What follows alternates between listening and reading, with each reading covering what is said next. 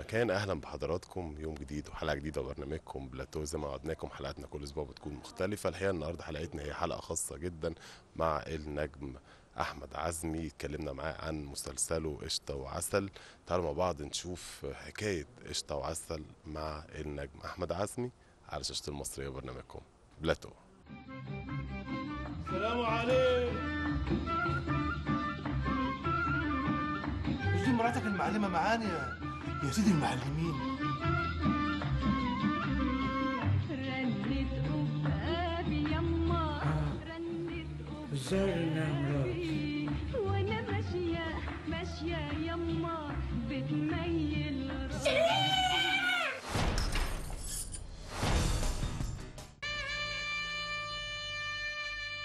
We are now in Brooklyn.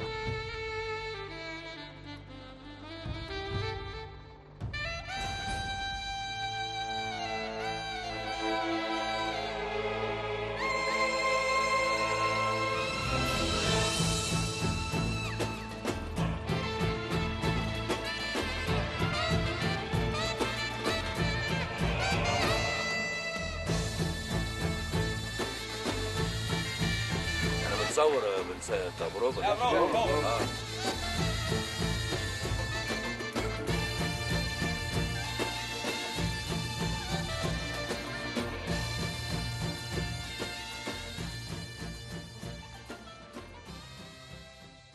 ضيفنا على شاشة المصرية وبرنامج بلاتو النجم المتألق أحمد عزمي. أحمد عزمي يمكن مشوار طويل وجميل تألق من خلال عدد كبير من الأعمال الدرامية والسينمائية. صديقي اللي مبسوط وفرحان بيه دايما من خلال التألق بتاعه الجميل، وربنا دايما يكرمك ويزيدك يا رب. أحمد عزمي مبروك كل نجاحاتك، ومبروك قشطة وعسل بقى. عسل. ربنا يخليكم الاول محمد، وحشني جدا. وكنا بنسال يعني بقالنا فتره بنصور وعمالين نقول لا يعني لازم محمد يجي لنا في يوم. هو مش هيسيبنا يعني لانه انت برنامجك واضح، يعني واضح وباين وظاهر. وكنت لسه بقول لك انه تقريبا يعني الناس بتستغرب انه في برنامج بالحلاوه ديت في ظل الظروف اللي احنا فيها، وفي ظل الانتاجات كله متجه ناحيه السياسه. فانت بتبقى زي النسمه كده بالنسبه للناس، فربنا يديمها عليك ونفضل دايما بنفرح معاك بالاعمال اللي بنجسدها وبنشتغل فيها وانتم منورينا النهارده. ربنا يخليك يا ابو حميد. ويمكن جه في ذهني وكالة عطية وحسين فهمي واحمد بدير واحنا بنصور، وبعدين الزمهلوية وحاجات كده كتيرة، ورمضان وعلشان ماليش غيرك مع الهام شاهين والنهارده قشطة وعسل. قشطة وعسل بطولة النجم المتألق أحمد عزمي ومعاه طبعا مجموعة كبيرة من النجوم الكبار. هو أنا هسيبه بقى هو يتكلم عن قشطة وعسل. شايف قشطة وعسل مع أحمد عزمي وضعه عامل ازاي أو شكله عامل ازاي أو بيمثل لك ايه؟ مرعوب. بص انا هقول لك بقى على حاجه، انا اهو كده مستربع. بص يا سيدي، انا بالنسبه لي اول مره في حياتي العب سيت كوم، ولولا انه في حضن استاذ الكوميديا الاستاذ سمير غانم، ونجم يعني اللي بعتبره كوميدي تراجيدي ممكن يعمل اي حاجه، الاستاذ لطفي لبيب، علا غانم، الفنانه علا غانم، الفنانه دينا، مروه عبد المنعم، الاستاذ علي حسنين. فيمكن دي اللي شالت شويه، ولكن لازالت الرهبه موجوده يعني شويه. خلتني يبقى عندي ايه، اتشجع ان انا ادخل تجربه سيت كوم. سيت كوم يعني سيتويشن كوميدي. سيتويشن كوميدي يعني لازم الموقف نفسه هو اللي يجيب الضحك، مش. فده اللي برضو خلاني يعني قلت انه لا، ممكن الواحد يخش طالما الورق مكتوب كويس. الحمد لله. هو الفكرة انه بوجود النجوم دول هم عيلتين، بعيلة من العائلات اللي هم اوادم زي ما بيقولوا في الزمالك. عيلة عسل اللي هو استاذ شريف عسل اللي هو الاستاذ سمير غانم، وابنه عسل اللي هو انا بجسده، ومراته اللي هي مرات الاب بالنسبة لي الفنانة علا غانم. I love you. What more can I say? كان I say مش كان ينهر. يظهر ان الذبح جماعي النهارده. انت اللي جبته لنفسك. يا جبنة خدوا دي. يا لهوي. وراي.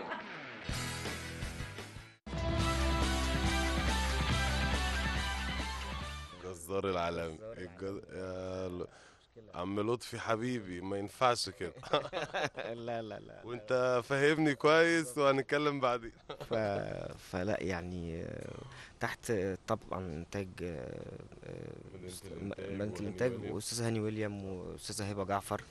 فالتوليفه مع بعض الحمد هم لله. فنانين يا هاني، فنان. جدا جدا جدا. وهاني انتج لي افلام زي احاسيس وانتج افلام زي بدون رقابه، وانتج الديكتاتور. فهو استاذ هاني من الناس اللي يعني اللي الواحد بيخش معاهم وهو مطمن انه هيلاقي كاست وهيلاقي. انا طبعا نسيت اخويا الكبير وحبيبي استاذ علاء مرسي، يعني مش كبير، عايز اكبره كبير مقاما. افكرك بجمله علاء مرسي وانا بنسجل بقول واخويا الكبير وعمي احمد عز. لا ده هو عم الناس قلت له الله الله الله.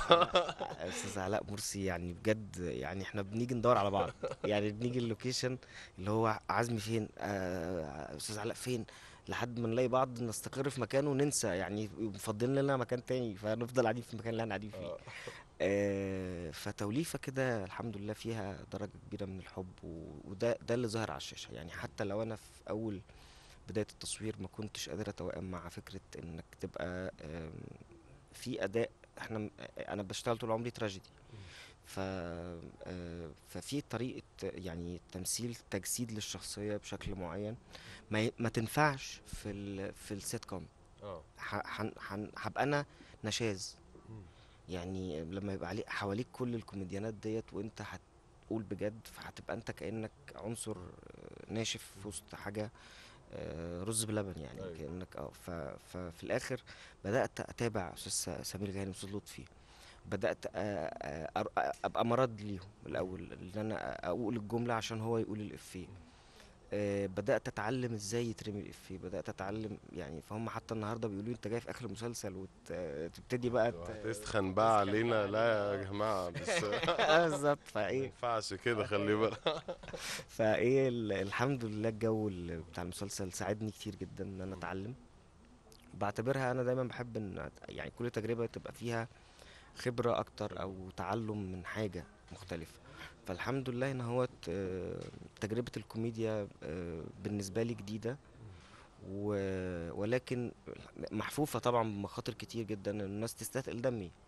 انا بحاول اني ما استظرفش، يعني ما يبقاش في محاوله، لان الناس ممكن تتضايق شويه من الممثل لما يكون تراجيديان ويحاول يضحك. صباح الخير يا قشطه. هاي داد. ديد اللي ديد. لا البنت دي لازم تتربى. ليه ده؟ ما هو على رأي المثل الكلب ما يعضش ودن اخوه. وانت كل امثالك معديه على جنينه الحيوانات. سيد قشطه وعائلته يسكنوا في الزمالك قدام انجي هانم دقدق وشريف باشا عسل. ميدو سيد قشطه محامي وكله قشطه. هشام بحبك يا قشطه. قشطه وعسل. اهلا بحضراتكم يوم جديد وبرنامجكم بلاتو، وزي ما عودناكم حلقات في بلاتو بتكون مختلفه. ده المعروف هو تحرق الفيلم. استنوني استنوني في بلاتو على قناة مصرية فضائية. استنوني على المصرية، برنامج بلاتو على قناة المصرية. انتظروني على الفضائية في بلاتو. استنوني في بلاتو على المصرية. على المصرية واحنا كلنا بنحبه.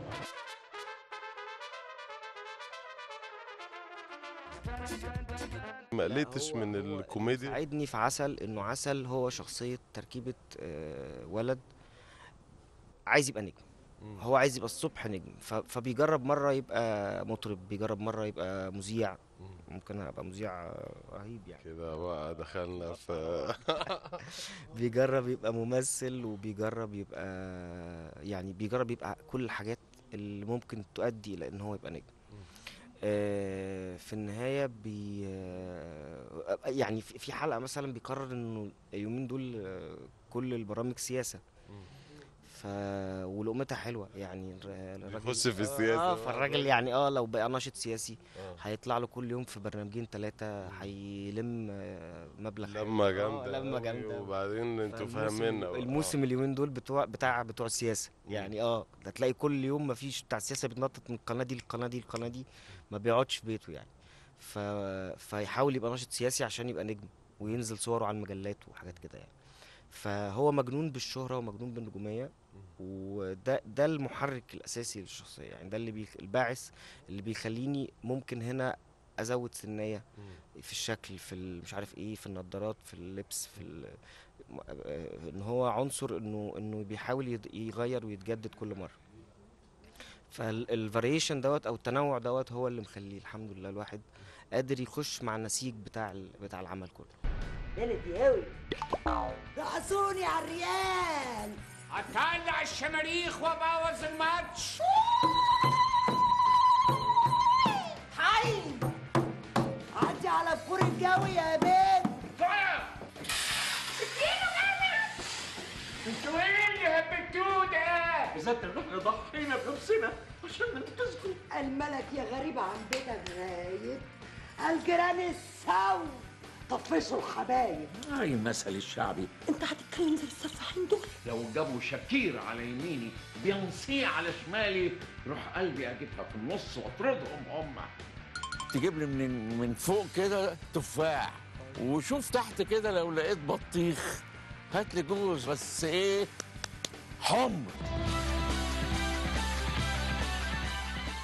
السيت كوم ده يعني هو حلقات متصلة منفصلة ولا يعني متصلة ببعض، ولا كل يوم قضية معينة بتعرضوها؟ احنا بنتكلم عن العلاقة بين عيلتين، عيلة من سكان الزمالك حتى لو هم مش أغنياء قوي، ولكن سكان انت منهم؟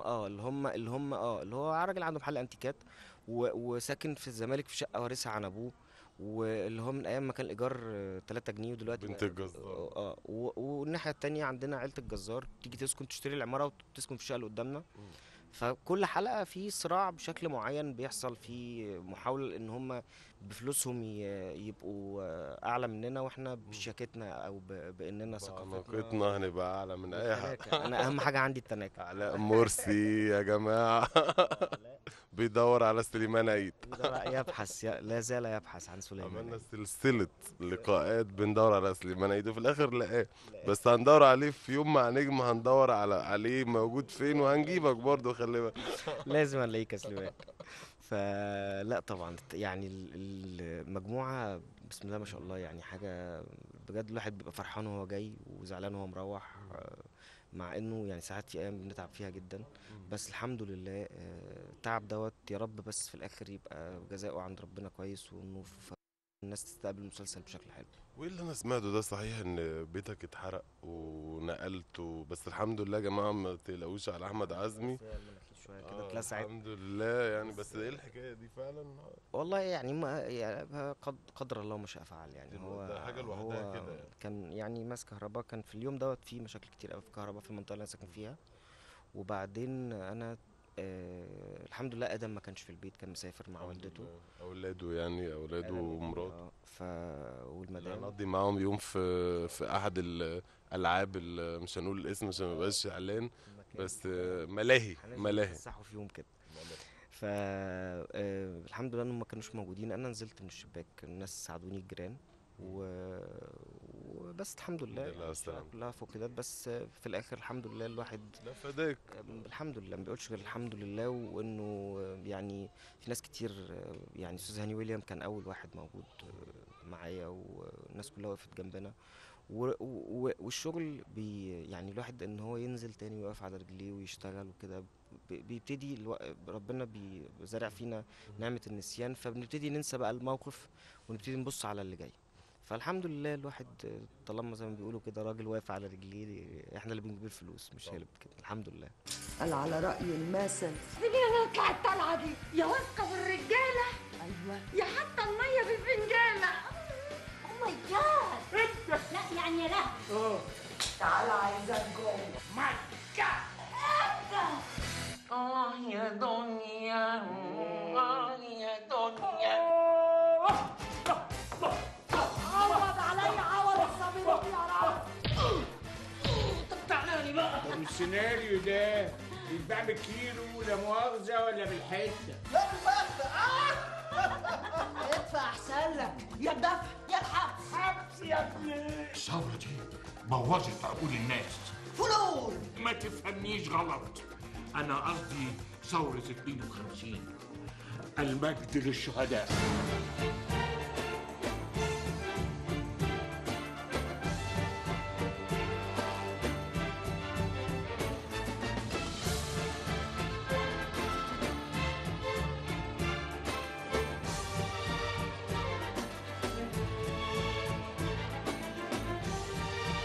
اسمه كريم.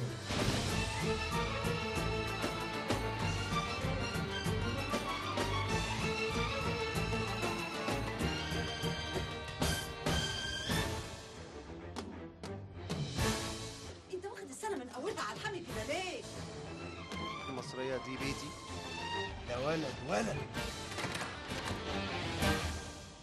المشهد بقى اللي انت كنت بتصوره دلوقتي يعني شفت بقى خناقة ما بين علاء مرسي وعلا غانم واحمد عزمي بيحوش ما بينهم، وبعدين نقل بقى مشهد تاني يعني كلمني عن طبيعة المشاهد اللي انتوا صورتوها دلوقتي. هو الحلقات متصلة. المتصل فيها هو ان احنا بنتكلم عن العيلتين. الانفصال انه كل حلقة في حاجة بتظهر في مثلا شبح، مثلا بنقرر ان في العمارة ساكنها عفاريت. في حلقة بنقرر انه في العمارة سفاح بيقتل الناس. بنقرا في كل الجرايد والتويتر السفاح. في حلقة بتبقى ان انا نجم غنى مثلا، فببتدي انزل بوسترات في الشارع. مش مطربين شعبيين معاك في نفس الوقت؟ في الحلقة ديت افتكر هيبقى معانا عبد الباسط حمودة ان شاء الله. هو جاي يعني كدول استاذ سمير واستاذ هاني ويليام طبعا، بس هو من عشاق استاذ سمير غانم يعني. فالحمد لله يعني احنا كمان معانا ضيوف كتير بيبقوا معانا بيجوا ينوروا لنا المسلسل اكتر. نجوم شرف للمسلسل. مين جاي من يعني عندنا الفنان ادوارد، عندنا الفنان اشرف مصطفى، عندنا يعني والحقيقه الناس ما بتتاخرش خالص. واستاذ رضا حامد جه عمل مدرب التمثيل بتاعي، وهو جميل. فلا يعني الحمد لله. والنهارده معانا الفنان شادي شامل بيعمل معانا ضيف حلقة الغنى، وهيبقى معانا ان شاء الله الاستاذ محمد سماحي قريب باذن الله. مذيع في التلفزيون، وهعلمه الاذاعه. هو اللي هيعلمني بس مش هياخد المايك مني، لا. بس سيبوهولي حرام. محدش يقدر. بس فيعني ان شاء الله باذن الله هتبقى باذن الله يا رب وجبه خفيفه كده بالنسبه للناس في رمضان، تنسيهم شويه هموم السياسه والقلق اللي الناس عايشه فيه طول الوقت. شريف بيه راجل كريم يصرف اوفر. يعني ايه يا اختي اوفر؟ لا معرفش يا خالتي، ده هندي، انا علامي انجلش بس. لا بس ما شاء الله. لا عامل كام ده ما شاء الله؟ حلو ده. قايم ولا نايم؟ دي صاحبتي من روسيا. معلم الكوارع مالها؟ تبرد. سخن عمره ما يبرد. وحشتيني عدد نجوم السماء. عايز ايه؟ تعالي خلي الحلم احم عايزين 2 فول بالبيض. تعالي انا اعوض كل انت مش خايف يا استاذ؟ لا انا مش خايف. واو اسد. انا سو ماتش بس ماليش في الهاتش ده، ما انا هفرجه. اوعي اتشهد على روحي. ده مش تمثيل، ده جد بقى. طبعا يا حبيبي استنى، انت اتجننت خالص. انت نسيت ان عسل ابنك بيحب التمثيل، وده مدرس تمثيل كان بيمرنه وانا ساعدتهم. ايه ده؟ استاذ علي الكسار.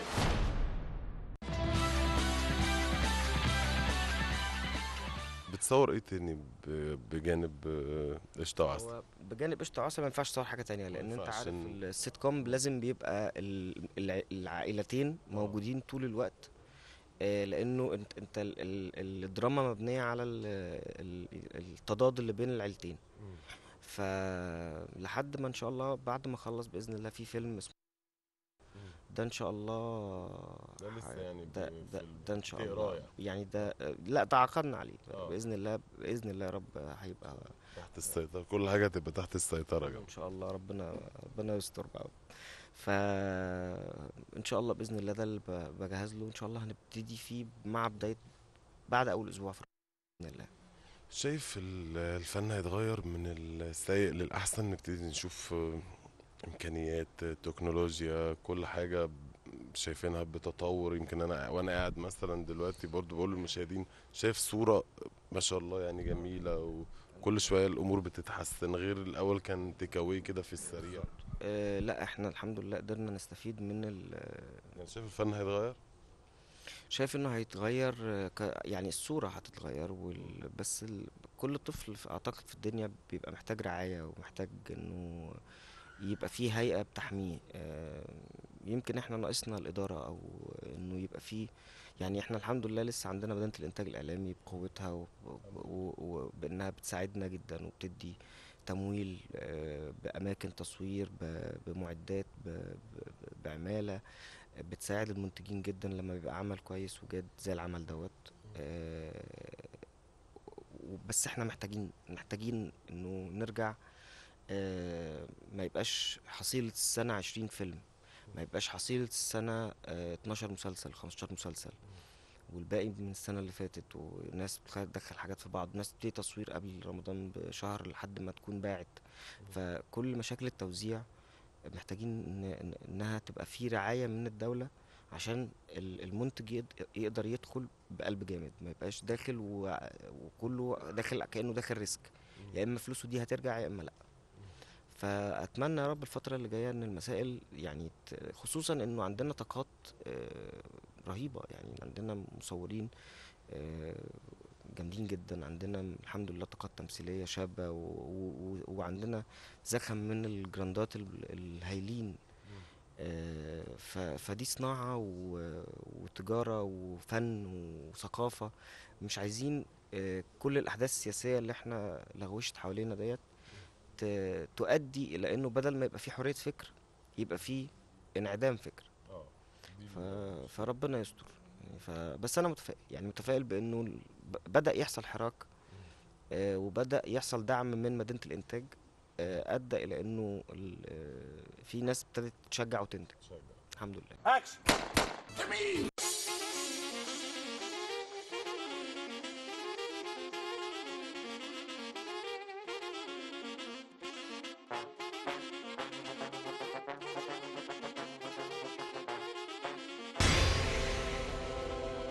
هنروح على فين يا شيخ حسن؟ الظاهر ان قدرنا واحد.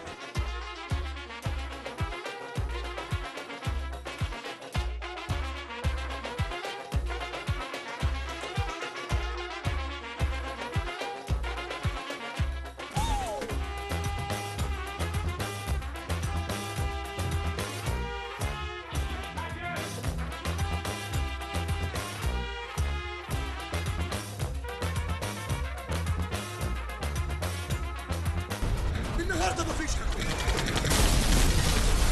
أنا الحكومة.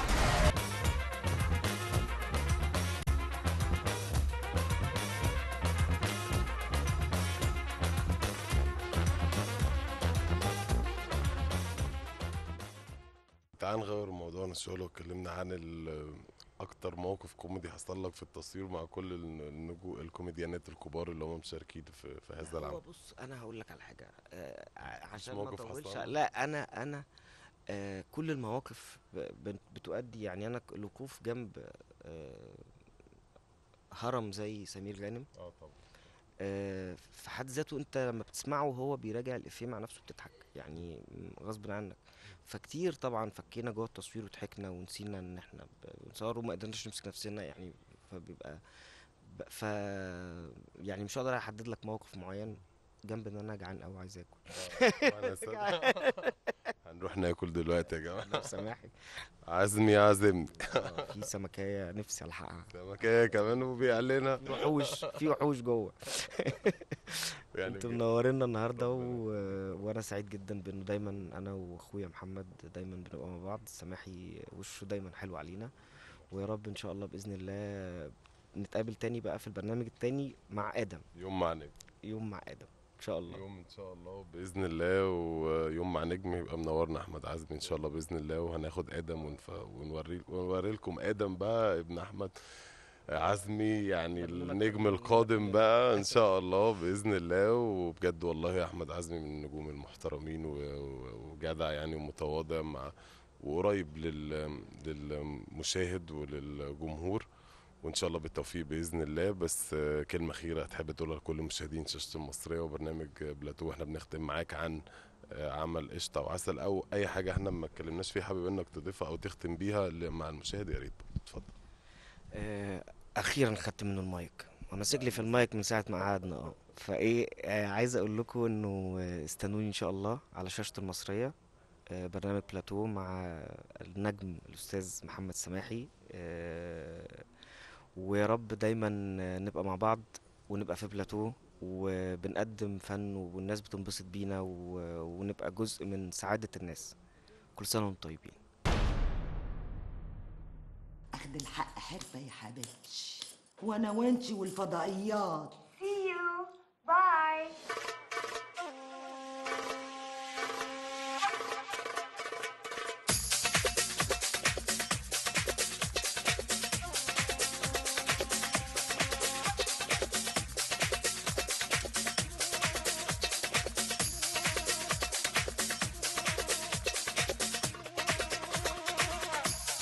كان في حاجة يعني قبل ما أنهي مع حضرتك. بقى في حاجة. لا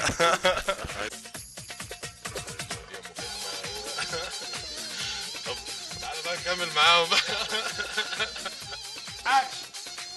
كل سنة وانتم طيبين مشاهدي الفضائية المصرية وبلاتو محمد سماحي وكل اللي موجودين واللي يصور اللي قاعد عمال يبص لي حاجات غريبة. بشكركم على الزيارة الجميلة دي. تعرف مذيع بطل برضه، خلي بالك الدور الجاي هتلاقيه حلقة أقرع عشان اصحى بقى وبلاش تصدق. أيوه لا لا لا لا لا. برنامج شيق جدا، برنامج يعني ومننا فيه. استنوني على المصرية في برنامج بلاتو مع محمد سماحي.